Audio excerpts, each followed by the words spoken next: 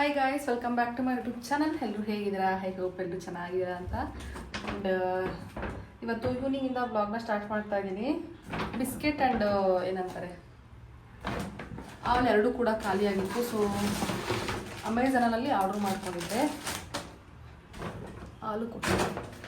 ನಾನು ಹಾಲು ಕಾಣಿಸ್ತಿಲ್ವಲ್ಲ, ಕೊಟ್ಟಿಲ್ವೇನೋ ಅಂತ ಅಂದ್ಕೊಂಡ್ಬಿಟ್ಟೆ. ನಂದಿನಿ ಹಾಲು ಮತ್ತು ಯಾವಾಗಲೂ ತರಿಸ್ಕೊತೀವಿ ಅಲ್ವಾ ಡೈಜೆಸ್ಟಿವ್ ಬಿಸ್ಕೆಟ್, ಅದನ್ನು ಆರ್ಡ್ರ್ ಮಾಡ್ಕೊಂಡಿದ್ದೆ. ಇದಕ್ಕೆ ಎಷ್ಟು ತೊಗೊಂಡ್ರು? ಐ ಥಿಂಕ್ ಇದಕ್ಕೆ 130 ಅಂತ ಅನಿಸುತ್ತೆ. 135. ಇದಕ್ಕೆ 27 ರುಪೀಸು. ಇಡ್ಲಿ ಕೂಡ ನೆನಾಕಿದ್ದೀನಿ ಬೆಳಿಗ್ಗೆನೆ. ಇವತ್ತು ರುಬ್ಬಬೇಕು. ನಾಳೆ ರಂಜಿತ್ ಆಫೀಸ್ಗೆ ಹೋಗಲ್ಲ. ಲಾಸ್ಟ್ ವ್ಲಾಗಲ್ಲಿ ಹೇಳ್ದಂಗೆ ಅವರು ಬೀಗ್ರೂಟ ಇದೆ ಅಂತ ಲೀವ್ ತೊಗೊಂಡಿದ್ದಾರೆ. ಆ್ಯಂಡ್ ಇವತ್ತು ದಿನ ಹೇಗೋಯ್ತು ಅಂತಲೇ ಗೊತ್ತಾಗಲಿಲ್ಲ. ತುಂಬ ಅರಿಬರಿಲೇ ಹೋಯಿತು. ಪಾತ್ರೆ ಕೂಡ ಅರ್ಜೆಂಟಲ್ಲೇ ವಾಶ್ ಮಾಡಿದ್ದೀನಿ. ಈಗ ಇದ್ಲಲ್ವಾ ನನಗೆ ಅವಳು ಯಾವಾಗ ಕುತ್ಕೊಂಡು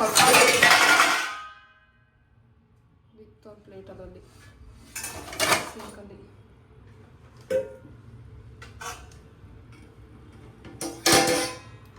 ಇರಲಿ, ಏನು ಮಾಡೋಕ್ಕಾಗಲ್ಲ.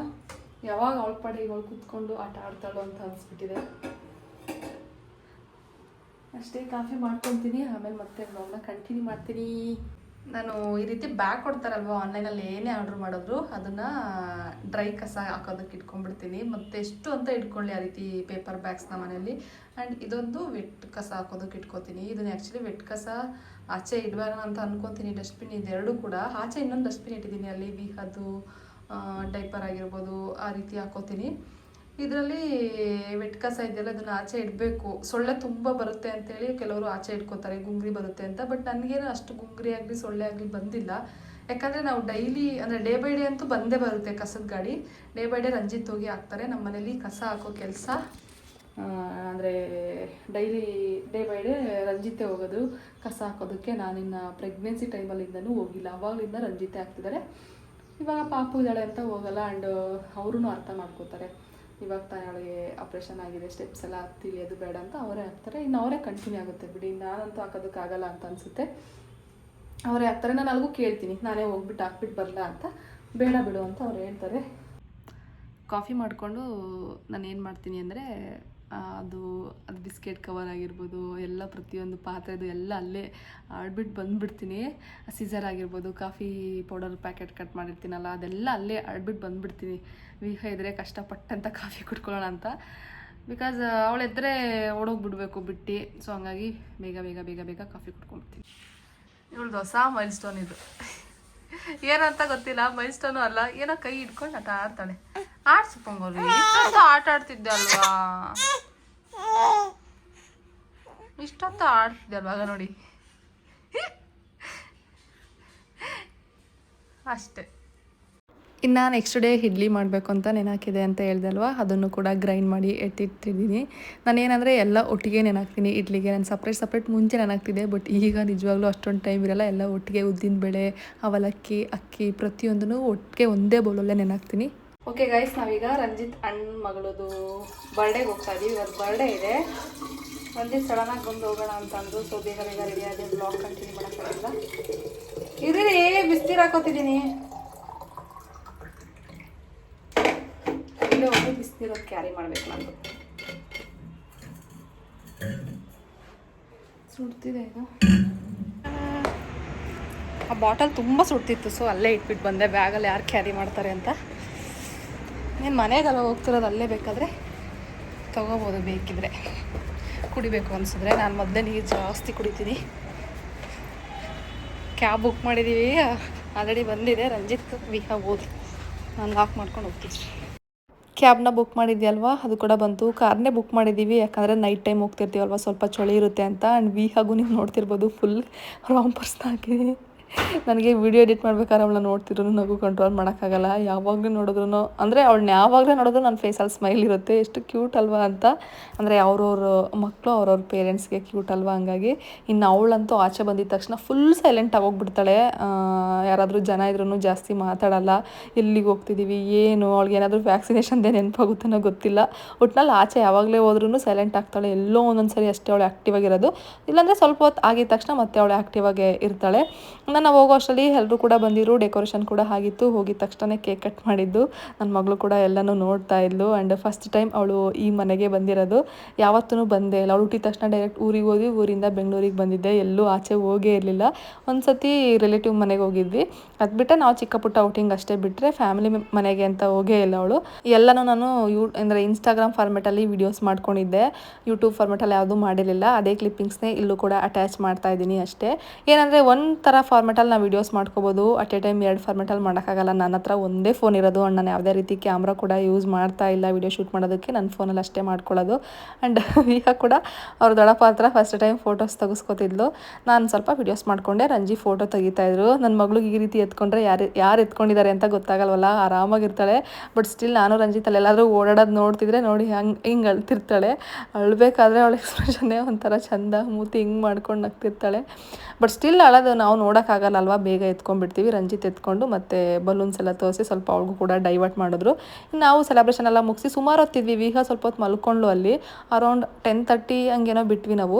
ಮನೆಗೆ ಬಂದಿದ್ದಾದಮೇಲೆ ವಿಹಾನು ಸ್ವಲ್ಪ ಡ್ರೆಸ್ ಚೇಂಜ್ ಎಲ್ಲ ಮಾಡಿಬಿಟ್ಟೆ. ಮತ್ತು ಶೆಕೆಯಲ್ಲಿ ಫುಲ್ ಬಟ್ಟೆ ಹಾಕಿ ಯಾರು ಮಲಗಿಸೋದು ಅಂತ ಅವಳನ್ನ ತೊಡೆ ಮೇಲೆ ನಾನು ಮಲಗಿಸೋದು. ಅದಾದಮೇಲೆ ಎತ್ಕೊಂಡು ಬಂದು ತೊಟ್ಲಿಗೆ ಹಾಕ್ತೀನಿ. 11ಗೆ ಮಲ್ಕೊಂಡು ಅವಳನ್ನ ತೊಟ್ಲಿಗೆ ಹಾಕಿ ನಾನು ಮಲಗಿದ್ದು 11:30 ಆಗಿತ್ತರ. Good morning ವಿಹಮ್ಮ. ಏಯ್ ಏನತ್ತಾಗಿ ಗುಡ್ ಮಾರ್ನಿಂಗ್. ಬಶೀಟು ತಿಂತೀನಿ.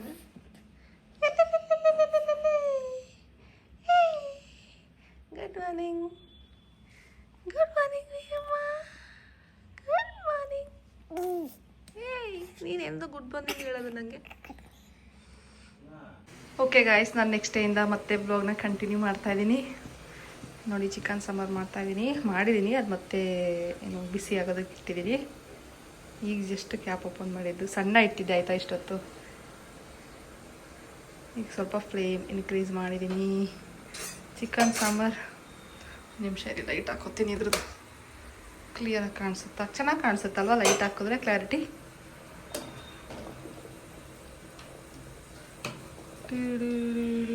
ಅದು ಎಣ್ಣೆ ಜಾಸ್ತಿ ಇದೆ ಅಂತ ಅನಿಸುತ್ತೆ. ಸ್ವಲ್ಪ ಹೊತ್ತಿಗೆ ಅದು ಸರಿ ಹೋಗುತ್ತೆ. ನಾನು ಅಲ್ಲಿಗೂ 1 ಟೇಬಲ್ ಸ್ಪೂನ್ ಅಷ್ಟೇ ಚಿಕನ್ ಸಾಂಬಾರು ಮಾಡಬೇಕಾದ್ರೆ ಎಣ್ಣೆ ಹಾಕೋದು. 1 ರಿಂದ 1.5 ಟೇಬಲ್ ಸ್ಪೂನ್ ಅಷ್ಟೇ ಹಾಕೋದು. ಬಿಸಿ ಮಾಡಿ ಸ್ವಲ್ಪ ಹೊತ್ತಿಗೆ ಅದು ಸರಿ ಹೋಗುತ್ತೆ. ಆ್ಯಂಡ್ ಇಲ್ಲಿ ಮೊಟ್ಟೆ ಬೇಯಿಸೋದಕ್ಕೆ ಇಟ್ಟಿದ್ದೀನಿ. 3 ಮೊಟ್ಟೆ ಇಟ್ಟಿದ್ದೀನಿ. ಇದು ಫ್ರೆಶ್ಶಾಗಿ ಈಗ ತಾನೇ ಕೋಳಿ ಇಟ್ಟಿರೋದಂತೆ ರಂಜಿತ್ ಕೇಳಿ ಇಸ್ಕೊಂಡು ಬಂದಿದ್ದಾರೆ. ನಂಗೆ ತುಂಬ ಇಷ್ಟ ಆ ಥರ ಫ್ರೆಶ್ ಎಗ್ಸು. 3 ಕೂಡ ಇಟ್ಟಿದ್ದೀನಿ. ಮತ್ತು ಅದು ಒಂದಿನ ನಾವು ಫ್ರಿಜ್ಜಲ್ಲಿ ಇಟ್ಟರು ಅದು ಆ ಫ್ರೆಶ್ನೆಸ್ ಇರೋಲ್ಲ. 3 ಕೂಡ ಬೇಯಿಸ್ತಿದ್ದೀನಿ. ರಂಜಿತ್ ಬೇಕಾದರೆ ತಿಂತಾರೆ. ಆ್ಯಂಡ್ ಈ ಕಡೆ ರೈಸ್ ಇಟ್ಟಿದ್ದೀನಿ. ಬೆಳಿಗ್ಗೆ ನಾನು ಇಡ್ಲಿ ಮಾಡಿದ್ದೆ ಅಲ್ವಾ, ನೆನೆ ಹಾಕಿದ್ದೆ ಅಲ್ವಾ, ಇಡ್ಲಿ ಪಾತ್ರೆಯಲ್ಲಿ ಇಟ್ಟಿದ್ದೀನಿ. ಅದರಲ್ಲಿ ಇನ್ನೂ 2 ಇಡ್ಲಿ ಇದ್ದಾವೆ, ವಾಶ್ ಮಾಡಬೇಕು ಅದನ್ನು. ಇಷ್ಟೇ ಗೈಸ್ ಇವತ್ತು ಲಂಚ್ ನಂದು. ವಿಹಮ್ಮ ಮಲಗಿದ್ದಾಳೆ. ರಂಜಿತ್ ಬೀಗ್ರೂಟಕ್ಕೆ ಹೋಗಿದ್ದಾರೆ. ಅವರು ಬರೋದು ಸಂಜೆನೇ ಆಗುತ್ತೆ. ಇವಾಗ ಟೈಮ್ 2 ಗಂಟೆ ಆಗಿದೆ. ಆ್ಯಂಡ್ ನಾನು ಕೂಡ ಇಲ್ಲಿ ಬಟ್ಟೆಗಳೆಲ್ಲ ಮಷಿನ್ಗೆ ಹಾಕಿದ್ದೆ ಆಯಿತಾ, ಆಗಿದೆ. ಸೊ ಹೋಗ್ಬಿಟ್ಟು ಒಣಗಾಕ್ತೀನಿ. ವಿಹೆದೊಳು ಅಷ್ಟರಲ್ಲಿ ಪಟ್ ಅಂತ ಕೆಲಸ ಮಾಡ್ಕೊಬಿಡ್ಬೇಕು. ಇಷ್ಟೊತ್ತು ನಾನೇನು ಮಾಡ್ತಿದ್ದೆ ಅಂದರೆ, ಒಂದು ವಿಡಿಯೋ ಕರೆಕ್ಷನ್ ಇತ್ತು, ಅದನ್ನೆಲ್ಲ ಮತ್ತೆ ರೀಶೂಟ್ ಮಾಡಿ, ಒಂದು ಕ್ಲಿಪ್ಪಿಂಗ್ ಮಾತ್ರ ಮತ್ತೆ ರೀಶೂಟ್ ಮಾಡಿ, ಮತ್ತೆ ಅದೇ ಕ್ಲಾತ್ನೇ ಹಾಕೋಬೇಕು. ಆ ಟೈಮಲ್ಲಿ ನಾವೇನು ವಿಡಿಯೋ ಶೂಟ್ ಸ್ಟಾರ್ಟಿಂಗ್ ಡೇ ಹಾಕ್ಕೊಂಡಿರ್ತೀವೋ ಅದೇ ಕ್ಲಾತ್ನ ಹಾಕ್ಕೋಬೇಕು. ಅದನ್ನು ಹಾಕ್ಕೊಂಡು ಪಟ್ಟಂತ ಶೂಟ್ ಮಾಡಿ ಎಡಿಟ್ ಮಾಡಿ ಕಳಿಸ್ದೆ. ಅವರೊಬ್ಬರು ಕೂಡ ಮಾಡಿದ್ದಾರೆ. ಇನ್ನೂ ಫ್ರೆಶ್ ಅಪ್ ಆಗಿಲ್ಲ, ತುಂಬಾ ಶೆಕೆ. ಅಪ್ಪ ಅಡುಗೆ ಮಾಡೋ ಅಷ್ಟರಲ್ಲಿ ಸಾಕಾಗುತ್ತೆ. ರಂಜಿತ್ ಇರುವಾಗಲೇ ಕೋಳಿ ಸಾಂಬಾರು ಮಾಡ್ಕೊಂಡ್ಬಿಟ್ಟೆ. ಯಾಕಂದರೆ ಮತ್ತೆ ನಾನು ಒಬ್ಬಳೇ ವೀಗ ನೋಡ್ಕೊಂಡು ಚಿಕನ್ ಸಾಂಬಾರು ಮಾಡೋದಂದರೆ ಅಷ್ಟು ಈಸಿ ಅಲ್ಲ ಅಲ್ವಾ. ಆ್ಯಂಡ್ ಎಲ್ಲ ಕೆಲಸಗಳು ಆಗಿದೆ. ಪಾತ್ರೆ ಕೂಡ ವಾಶ್ ಮಾಡಿ ಇಟ್ಟಿದ್ದೀನಿ. ಏನೂ ಇಲ್ಲ, ಇನ್ನು ಆರಾಮಾಗಿ ಕುತ್ಕೊಂಡು ಊಟ ಮಾಡೋದು, ಆಮೇಲೆ ನಾನು ವೀಗ ಇದ್ದು ಫ್ರೆಶ್ ಅಪ್ ಆಗೋದು ಅಷ್ಟೇ. ನೈಟ್ ಕೂಡ ಅಡುಗೆ ಕೆಲಸ ಏನೂ ಇಲ್ಲ. ಸಾಂಬಾರಿದೆ, ಅದಕ್ಕೆ ಏನು ಬೇಕೋ ಮುದ್ದೆ, ರೈಸ್, ಚಪಾತಿ ಏನು ಬೇಕಾದರೂ ಮಾಡ್ಕೋಬೋದು ಅಷ್ಟೇ. ಬಟ್ಟೆ ಒಣಗಾಕ್ತೀನಿ, ಆಮೇಲೆ ಮತ್ತೆ ಸಿಗ್ತೀನಿ. ನೋಡಿ ನಾನು ಬಟ್ಟೆ ಒಣಗಾಕೋ ಅಷ್ಟರಲ್ಲಿ ಎದ್ಲು. ಇನ್ನೂ ಆಗೂ ಇರಲಿಲ್ಲ, ಆಗಲೇ ಎದ್ಬಿಟ್ಲು. ಹೆದರ್ಕೊಂಡು ಅನ್ಸುತ್ತವಳು. ಆರಾಮಾಗಿ ಫೀಡ್ ಮಾಡಿ ರಾಕರಲ್ಲಿ ಹಾಕಿದ್ದೀನಿ. ಆರಾಮಾಗಿ ಇರ್ತಾಳೆ. ಇನ್ನೊಂದು 10 ಮಿನಿಟ್ಸ್ ಅಂತೂ 15 ಮಿನಿಟ್ಸ್ ಇರ್ತೆ ಅಲ್ಲ ಬಂಗಾರಿ. ಆರಾಮಾಗಿ ನಾನು ಬೇಗ ಊಟ ಮಾಡ್ಕೊತೀನಿ. ಬಿಕಾಸ್ ಊಟದ ಟೈಮ್ ಆಲ್ರೆಡಿ ಆಗಿದೆ. ತುಂಬ ದಿನದಿಂದ ನಾನೊಂದು ಇನ್ಫಾರ್ಮೇಷನ್ ನಿಮ್ಮ ಜೊತೆ ಶೇರ್ ಮಾಡ್ಕೋಬೇಕು ಅಂದ್ಕೊತಿದ್ದೆ. ಈ ರಾಕರ್ದು ಇಲ್ಲಿ ಮಿಡಲಲ್ಲಿ ಸ್ವಲ್ಪ ಇಷ್ಟುದ್ದ ಅದು ಗ್ಯಾಪ್ ಇದೆ. ತುಂಬ ಜನ ಅದು ಕಿತ್ತೋಗಿರೋದು ಬಂದಿದೆ ನಮಗೆ, ನಿಮಗೂ ಈ ರಾಕರಲ್ಲಿ ಈ ರೀತಿ ಗ್ಯಾಪ್ ಇದೆಯಾ ಅಂತ ಕೇಳಿದ್ದೀರಾ. ಹೌದು, ನಮ್ಮ ರಾಕರಲ್ಲೂ ಆ ರೀತಿ ಗ್ಯಾಪ್ ಇದೆ, ಏರ್ ಔಟ್ ಆಗೋದಕ್ಕೆ ಆ ರೀತಿ ಕೊಟ್ಟಿದ್ದಾರೆ ಅಷ್ಟೇ, ಅದೇನು ಕಿತ್ತೋಗಿರೋದಲ್ಲ. ಆ್ಯಂಡ್ ಈ ರಾಕರ್ನ ಎಷ್ಟು ಮಂತ್ಸಿಂದ, ಕೈ ನೋಡಿ ಹೆಂಗೆ ಅಂದ್ಕೊಂತಿದ್ಲು, ಆ್ಯಂಡ್ ಈ ರಾಕರ್ನ ಎಷ್ಟು ಮಂತ್ಸಿಂದ ಅಂದರೆ ವಿಹಾಗೆ ಎಷ್ಟು ಮಂತ್ಸಿಂದ ಯೂಸ್ ಮಾಡ್ತಿದ್ದೀರಾ ಅಂತ ಕೇಳಿದ್ರಿ. ಅರೌಂಡು 3 months ಕಂಪ್ಲೀಟ್ ಆಗೋದಕ್ಕೆ ಇನ್ನೊಂದು ಫ್ಯೂ ಡೇಸ್ ಇದೆ ಅನ್ನೋವಾಗ ನಾನು ಈ ರಾಕರ್ನ ಆವಾಗಲಿಂದ ಬಳಸ್ತಿದ್ದೀನಿ. ಒಂದು ನಿಮಿಷ ಇರಿ, ವಿಹಮ್ಮ ಇಲ್ಲಮ್ಮ ಬಿಡಿ ಒಳಗೆ ಆಮೇಲೆ ತೋರಿಸ್ತೀನಿ. ಅಲ್ಲಿ ನಮ್ಮದು ಇಷ್ಟುದ್ದ ಗ್ಯಾಪ್ ಇದೆ ಗೈಸ್. ಪಾಪ ಅವಳು ಆರಾಮಾಗಿದ್ದಾಳೆ, ಯಾಕೆ ಸುಮ್ಮನೆ ಡಿಸ್ಟರ್ಬ್ ಮಾಡೋದು, ಬೇಗ ಊಟ ಮಾಡಿಬಿಡ್ತೀನಿ ನಾನು. ನೋಡಿ ಇವಾಗ ಕರೆಕ್ಟಾಗಿ ಕಾಣಿಸ್ತೆ ಸಾಂಬಾರು, ಮೊಟ್ಟೆ ಕೂಡ ಆಗಿದೆ, ಅದೊಂದು ಸ್ವಲ್ಪ ಹಂಗಾಗ್ಬಿಟ್ಟಿದೆ, ಐ ಮೀನ್ ಒಡೆದೋಗಿದೆ ಮೊಟ್ಟೆ ಸ್ವಲ್ಪ, ಅದನ್ನು ಸುಲ್ಕೋಬೇಕು ಇವಾಗ ಊಟ ಮಾಡುವ. ಆ್ಯಕ್ಚುಲಿ ನಾನು ಇನ್ಮೇಲಿಂದ ರೈಸ್ನ ಕಡಿಮೆ ತಿನ್ನೋಣ ಅಂತ ಅನ್ಕೋತೀನಿ ಆಯಿತಾ, ಯಾವಾಗಲೂ ಅನ್ಕೋತೀನಿ ಬಿಡಿ. ಬಟ್ ನನಗೆ ಅದು ಸಫಿಷಿಯೆಂಟ್ ಅಂತ ಅನಿಸಲ್ಲ ರೈಸು, ಯಾಕೆ ಅಂತ ಗೊತ್ತಿಲ್ಲ, ಮೇ ಬಿ ಫೀಡಿಂಗ್ ಮಾಡೋದ್ರಿಂದ ಅಂತ ಅನಿಸುತ್ತೆ. ಮುಂಚೆ ಎಲ್ಲ ನನಗೆ ವಿಹಮ್ಮ 1 minute ವಿಹಮ್ಮ ಇಷ್ಟು ರೈಸ್ ತಿಂದ್ರೂ ಹೊಟ್ಟೆ ತುಂಬೋದು, ಆ್ಯಂಡ್ ಒಟ್ಟಲ್ಲಿ ಸ್ವಲ್ಪ ಕ್ವಾಂಟಿಟಿಯಲ್ಲಿ ಫುಡ್ ತಿಂದ್ರೆ ಹೊಟ್ಟೆ ತುಂಬಿಡ್ತಿತ್ತು. ಬಟ್ ಈಗ ನಾನು ಮುಂಚೆ ಎಷ್ಟು ತಿಂತಿದ್ನೋ ಅದ್ರ ಡಬಲ್ ತಿಂತಾಯಿದ್ದೆ, ಅಷ್ಟು ಬೇಕು ಅಂತ ಅನಿಸುತ್ತೆ ಫುಡ್ಡು. ಡಯೆಟ್ ಎಲ್ಲ ನಿಜವಾಗ್ಲೂ ವರ್ಕ್ ಆಗಲ್ಲ ಅಂತ ಅನಿಸುತ್ತೆ ಫೀಡಿಂಗ್ ಜರ್ನಿಲಿ.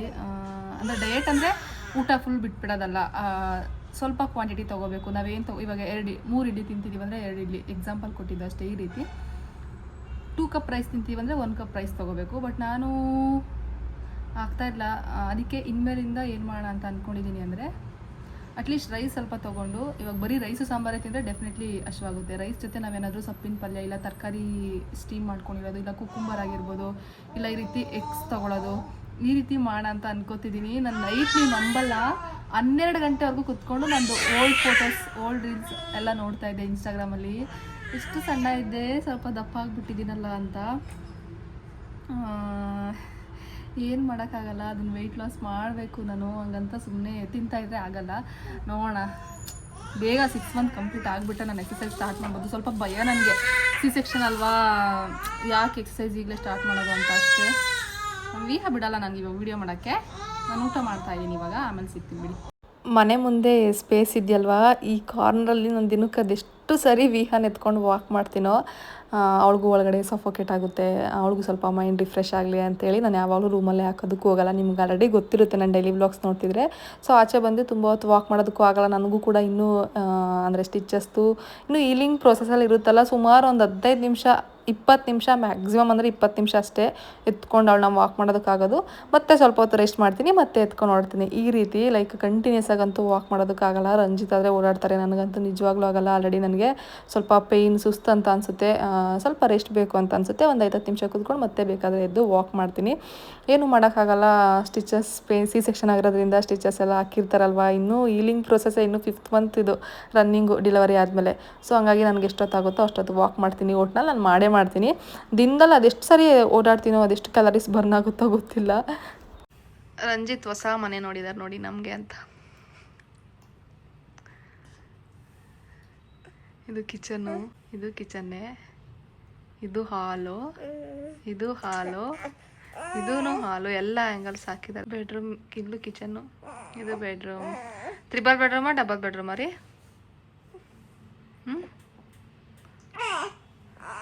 3 ಬೆಡ್ರೂಮ್ ಬೇಕಾ ನಿಮ್ಗೀಗ? ಹಾಂ, ಯಾಕೆ ಯಾಕ್ರಿ?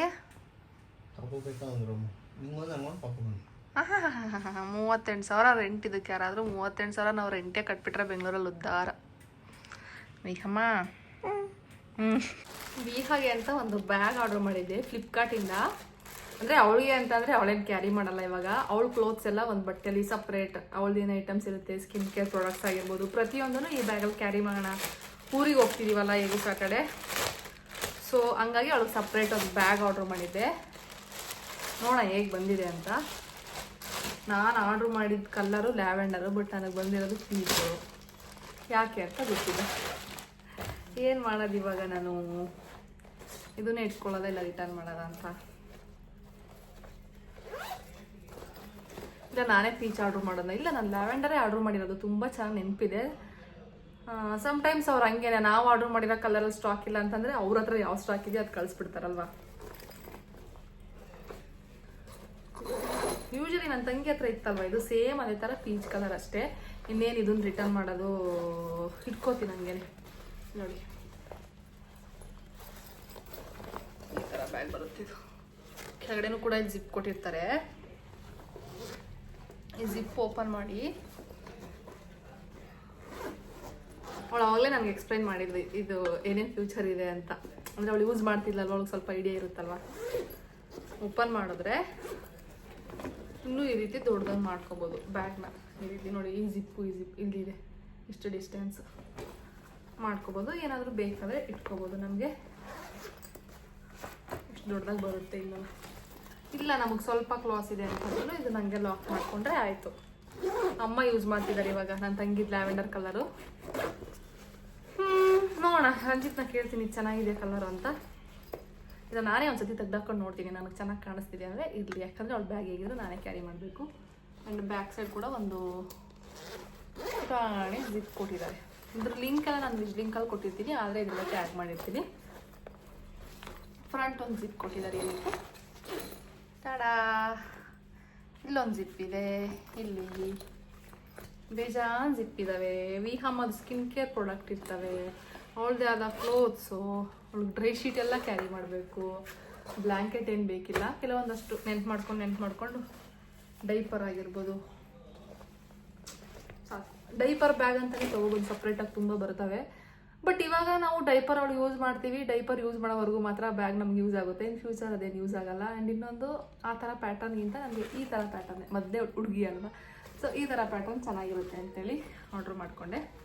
ಎಲ್ಲ ಅವಳದ ಐಟಮ್ಸ್ ಎಲ್ಲನೂ ನಾವು ಒಂದು 5-6 ಡೇಸ್ವರೆಗೂ, ಒಂದು ವೀಕ್ವರೆಗೂ ಹೋಗ್ತಿದ್ದೀವಿ ಅಂದರೂ ಆರಾಮಾಗಿ ಇದರಲ್ಲಿ ಕ್ಯಾರಿ ಮಾಡ್ಬೋದು ಅಂತ ಅನ್ಸುತ್ತಲ್ವ. ಯಾಕಂದರೆ ಅದು ಪುಟ್ ಬಟ್ಟೆ ಪಟ್ ಅಂತ ಫೋಲ್ಡ್ ಮಾಡಿ, ಅಂದರೆ ಸ್ಪೇಸ್ ಆಗುತ್ತೆ. ಇರಲಿ, ಇದೇ ಕಲರೇ. ನಾನು ಇವಾಗ ರಿಟರ್ನ್ ಎಕ್ಸ್ಚೇಂಜ್ ಎಲ್ಲ ಮಾಡೋದಕ್ಕೆ ಟೈಮ್ ಕೂಡ ಇಲ್ಲ, ಊರಿಗೆ ಹೋಗೋದಕ್ಕೆ ಇನ್ನೊಂದು 3 ಡೇಸ್ ಪೆಂಡಿಂಗ್ ಇದೆ ಅಷ್ಟೇ. ಇದು ಲಿಂಕ್ ನಾನು ಲಿಂಕಲ್ಲಿ ಕೊಟ್ಟಿರ್ತೀನಿ, ನೋಡಿ ನಿಮ್ಗೆ ಏನಾದರೂ ಇಷ್ಟ ಆದರೆ ನೀವು ಪರ್ಚೇಸ್ ಮಾಡ್ಬೋದು ಅಷ್ಟೇ ಗೈಸ್. ಅಂಡು ನಮ್ಮ ಯಜಮಾನರು ಹಾಲು ತೊಗೊಂಡು ಬನ್ನಿ ಅಂತ ಹೇಳಿದೆ. ಅವರು ಫಂಕ್ಷನ್ಗೆ ಹೋಗಿ ಬಂದಲ್ವ, ಹಾಲು ತೊಗೊಬನ್ನಿ ಅಂತಂದರೆ ಅದೊಂದಕ್ಕೆ ಯಾರು ಹೋಗ್ತಾರೆ, ಜೆಪ್ಟೋ ಮಾಡು ಅಂತಂದರು. ಇಲ್ಲಿಂದ ಬೇಕ್ರಿಗೆ ಹಾರ್ಡ್ಲಿ ಒಂದು 5 ಮಿನಿಟ್ಸ್ ತೊಗೊಳುತ್ತೆ ಅಷ್ಟೇ. 27 ರುಪೀಸ್ ಹಾಲು, ಇದು 24 ರುಪೀಸ್ ಅಷ್ಟೇ. ಆರೆಂಜ್ ಇರಲಿಲ್ಲ. ಇನ್ನು ಫ್ರೀ ಡೆಲಿವರಿ ಆಗಬೇಕು ಅಂತ ಪ್ರಾಬ್ಲಮ್, ಅದು ವಿಡಿಯೋ ಆಫ್ ಆಗಿಬಿಡ್ತು. ಫ್ರೀ ಡೆಲಿವರಿ ಬಂದರೆ ಇನ್ನೂ ಒಂದಷ್ಟು ಪ್ರಾಡಕ್ಟ್ಸ್ ಆ್ಯಡ್ ಮಾಡಬೇಕಲ್ವಾ, ಸೊ ಹಂಗಾಗಿ ಅದಕ್ಕೆ ಬದನೆಕಾಯಿ ಆಗಿರ್ಬೋದು ಆ್ಯಂಡ್ ಚಾಕ್ಲೇಟ್ಸ್ ಆ್ಯಡ್ ಮಾಡಿದರು, ಕೇಕ್ ಏನೋ ಆ್ಯಡ್ ಮಾಡಿದರು. ಇಷ್ಟೊಂದು ಲೇಸಿ ಆಗಿಬಿಟ್ರೆ ಹೇಗೆ ಅಂತ ಅನಿಸುತ್ತೆ. ಅವ್ರು ಟಯರ್ಡ್ ಆಗಿರೋದ್ರಿಂದ ಹಂಗೆ ಮಾಡಿದಾರೆ, ಇಲ್ಲಾಂದರೆ ಯೂಶಲಿ ಹಂಗೆ ಮಾಡಲ್ಲ ಅವರು. ರಂಜಿತ್ ಮನೆ ಖಾಲಿ ಮಾಡೋಣ ಅಂತ ಹೇಳ್ತಿದ್ದಾರೆ, ಬಿಕಾಸ್ ಅವ್ರಿಗೆ ಇನ್ನೂ ಸ್ವಲ್ಪ ದೊಡ್ಡದಾಗಿರೋದಕ್ಕೆ. 3 ಬೆಡ್ರೂಮ್ಗಂತೂ ಹೋಗಲ್ಲ, ಹೋದರೆ 2 ಬೆಡ್ರೂಮ್ಗೆ ಹೋಗೋದು ಹಂಗಂತ ಹೇಳ್ತಿದ್ದಾರೆ ಆಯಿತಾ. ಬಟ್ ನಾನು ಸದ್ಯಕ್ಕೆ ಈ ಇಯರ್ ಬೇಡ ಅಂತ ಹೇಳ್ತಿದ್ದೀನಿ. ಯಾಕಂದರೆ ನಾನು ಇವಾಗ ವಿಹಾಲ್ ನೋಡಿಕೊಂಡು ನನ್ನ ಕೆಲಸಗಳಿರುತ್ತೆ, ಮನೆ ಕ್ಲೀನ್ ಮಾಡೋ, ಅದು ದೊಡ್ಡ ಮನೆ ಎಲ್ಲ ಹೆಂಗೆ ಕ್ಲೀನ್ ಮಾಡ್ಕೊಂಡು ಕೂತ್ಕೊಳ್ಳಿ. ಈ ಮನೆ ಅದೇ ಬೇಗ ಕ್ಲೀನ್ ಮಾಡ್ಕೊಬಿಡ್ಬೋದು. ಅಟ್ಲೀಸ್ಟ್ ವಿಹಾಗ್ 1 ಇಯರ್ ಕಂಪ್ಲೀಟ್ ಆಗಲಿ, ಅದಾದಮೇಲೆ ನಾವು ನೆಕ್ಸ್ಟ್ ಬೇರೆ ಮನೆಗೆ ಶಿಫ್ಟ್ ಆಗೋದ್ರ ಬಗ್ಗೆ ಯೋಚನೆ ಮಾಡಿ ಪ್ಲ್ಯಾನ್ ಮಾಡೋಣ. ನೆಕ್ಸ್ಟ್ ಹೇಗೆ ಹೋಗಬೇಕು. ನನಗಂತೂ ರೆಂಟ್ಗೆ ಹೋಗೋಕೆ ಇಷ್ಟ ಇಲ್ಲ ನಿಜವಾಗ್ಲೂ. ಸೊ ಪ್ಲ್ಯಾನ್ ಮಾಡೋಣ ಅಂತ ಹೇಳಿದ್ದೀನಿ. ಅಪ್ಡೇಟ್ ಮಾಡ್ತೀನಿ ನಿಮ್ಗೇನಾದರೂ ಇದ್ದರೆ, ನಮ್ಮದು ಆ ರೀತಿ ಪ್ಲ್ಯಾನ್ಸ್ ಇತ್ತು ಅಂತಂದರೆ. ಓಕೆನಾ, ಸದ್ಯಕ್ಕೆ ಬೇಡ ಅಂತ ನಾನೇ ಹೇಳ್ತಿದ್ದೀನಿ. ಏನಕ್ಕಪ್ಪ ಸುಮ್ಮನೆ ಇವಾಗ 2 ಬೆಡ್ರೂಮ್ಗೆ ಹೋಗ್ತಿದ್ದೀವಿ ಅಂದರೂ, ಅಂದರೆ ಡಿಪೆಂಡ್ಸ್ ಮನೆಗಳ ಮೇಲೆ. ನಮಗೆ ಚೆನ್ನಾಗಿ ಎಲ್ಲ ಫೆಸಿಲಿಟಿ ಇರೋವಂಥ ಮನೆ ಬೇಕು ಅಂದರು 15,000 ಬಾಡಿಗೆ ಆ ಥರ ಎಲ್ಲ ಆಗುತ್ತೆ. ಏನಕ್ಕೆ ಅಷ್ಟೊಂದು ಪೇ ಮಾಡಬೇಕು. ಬನ್ನಿ, ಯಾಕ್ರಿ ಅಳ್ತಾಳೆ ನನ್ನ ಮಗಳು ಅಷ್ಟೇ. ಈ ವ್ಲಾಗ್ನು ಕೂಡ ನಾನು ಇಲ್ಲಿಗೆ ಎಂಡ್ ಮಾಡ್ತೀನಿ. ಊಟ ಮಾಡಬೇಕು, ಸಾಂಬಾರಿದೆ, ಅದೇ ಸಾಂಬಾರಿಗೇ ರೈಸ್ ಮಾಡೋದು ರೀ. ನಿಮ್ಗೆ ಊಟ ಬೇಡವಾ? ಹಾಂ, ಊಟ ಬೇಡವಾ? ಬನ್ನಿ, ಇಲ್ಲಿ ನಾನು ವ್ಲಾಗಲ್ಲಿ ಮಾತಾಡಿ ಯಾವಾಗ ನಾನೇ ಮಾತಾಡಿದ್ರೆ ಆಡಿಯನ್ಸ್ಗೆ ಬೋರ್ ಆಗುತ್ತಂತೆ. ಬನ್ನಿ, ರಂಜಿತ್ನ ಮಾತಾಡ್ಸಿ ಅಂತ ಕೇಳ್ತಿರ್ತಾರೆ. ಏನೇನು ಊಟ ಮಾಡೋದ್ರಿ ಅಲ್ಲಿ? ಚಿಕನ್ನು, ಮಟನ್ನು, ಬೋಟಿ. ಚಿಕನ್ನು, ಮಟನು, ಬೋಟಿ ಇಷ್ಟು ತಿಂದಿದ್ದೀರಾ ನನ್ನನ್ನು ಬಿಟ್ಟು, ವೀಹನ್ ಬಿಟ್ಟು. ನೀನೇನು ನೋಡ್ತಿದ್ಯಾ ವಿಹಮ್ಮ ಅಲ್ಲಿ? ಅವಳು ವಾಕ್ ಮಾಡ್ಬೇಕಂತೆ. ನೀವು ಸಿಕ್ಕಾಪಟ್ಟೆ ಟಯರ್ಡ್, ಫೇಸ್ ಕಾಣಿಸ್ತಿದೆ ಅವಲೇ. ಅವರು ತುಂಬಾ ಟಯರ್ಡ್ ಆಗಿಬಿಟ್ಟಿದ್ದಾರೆ. ಏನಾದರೂ ಹೇಳ್ತೀರಾ ನನ್ನ ವ್ಲಾಗ್ಗೆ? Hi bye. ಹಾಯ್ ಬಾಯ್ ಅಷ್ಟೇ. ನಾವು ಸ್ವಲ್ಪ ಹೊತ್ತಿಲ್ಲಿ ವಾಕ್ ಮಾಡ್ತೀವಿ. ಆ್ಯಂಡ್ ಈ ವ್ಲಾಗ್ನ ನಾನು ಇಲ್ಲಿಗೆ ಎಂಡ್ ಮಾಡ್ತೀನಿ. ಐ ಹೋಪ್ ಈ ವ್ಲಾಗ್ ನೀವು ಎಂಜಾಯ್ ಮಾಡಿದ್ದೀರಾ ಅಂತ. ಆದಷ್ಟು ಸ್ವಲ್ಪ ಶಾರ್ಟಾಗೆ ವ್ಲಾಗ್ ಮಾಡೋದಕ್ಕೆ ಟ್ರೈ ಮಾಡ್ತೀನಿ ಇನ್ಮೇಲಿಂದ. ತುಂಬ ಲೆಂತಿ ಬೇಡ, ಬಟ್ ಕೆಲವರು ಲೆಂತಿ ಇದ್ರೇ ನೋಡೋದಕ್ಕೆ ಇಷ್ಟ ಅಂತ ಹೇಳ್ತೀರಾ. ನೋಡೋಣ ಎಷ್ಟಾಗುತ್ತೋ ಅಷ್ಟು ಮಾಡಿ ಹಾಕ್ತೀನಿ. ನೆಕ್ಸ್ಟ್ ವ್ಲಾಗಲ್ಲಿ ಸಿಗ್ತೀನಿ. ಈ ವ್ಲಾಗ್ ನಿಮ್ಗೆ ಇಷ್ಟ ಆಗಿದೆ ಲೈಕ್ ಶೇರ್ ಕಮೆಂಟ್ ಆ್ಯಂಡ್ ನನ್ನ ಚಾನಲ್ ಯಾರೆಲ್ಲ ಸಬ್ಸ್ಕ್ರೈಬ್ ಮಾಡ್ಕೊಂಡಿಲ್ವ ಪ್ಲೀಸ್ ಸಬ್ಸ್ಕ್ರೈಬ್ ಮಾಡ್ಕೊಂಡು ನೋಡಿ ರೀ. ಯಾಕೆ ಹಂಗೆ ಮಾಡ್ತಿದ್ದೀರಾ ನೋಡಿ ನನ್ನ ಮಗಳು ನೀನು ಎತ್ಕೊಡ್ರಿ ಫಸ್ಟ್ ಅವಳನ್ನ. ಗೊಂಬೆ ಮಾಡ್ಕೊಂಡಿದ್ದೀರಾ ನೀವು ಅವಳನ್ನ. ಸೀರಿಯಸ್ಲಿ ನಾನು ಕೊಡೋದೇ ಇಲ್ಲ ನಿಮ್ಗೆ ಅವಳನ್ನ ಎತ್ಕೊಳ್ಳೋದಕ್ಕೆ. ಹಿಂಗೆಲ್ಲ ಅವಳಿಗೆ ಹಿಂಸೆ ಮಾಡಿದ್ರೆ. ಬಾಯ್ ಮಾಡಿ, ಬಾಯ್ ಬಾಯ್ ಮಾಡಿ ನೀವು. ಬಾಯ್ ಅಮ್ಮ ಮಾಡೋ ನೀನು. ಅವಳು ಬಾಯ್ ಮಾಡ್ತಾಳೆ ಸ್ವಲ್ಪ ದಿನ ಆದಮೇಲೆ. ಬಾಯ್, ಗುಡ್ ನೈಟ್.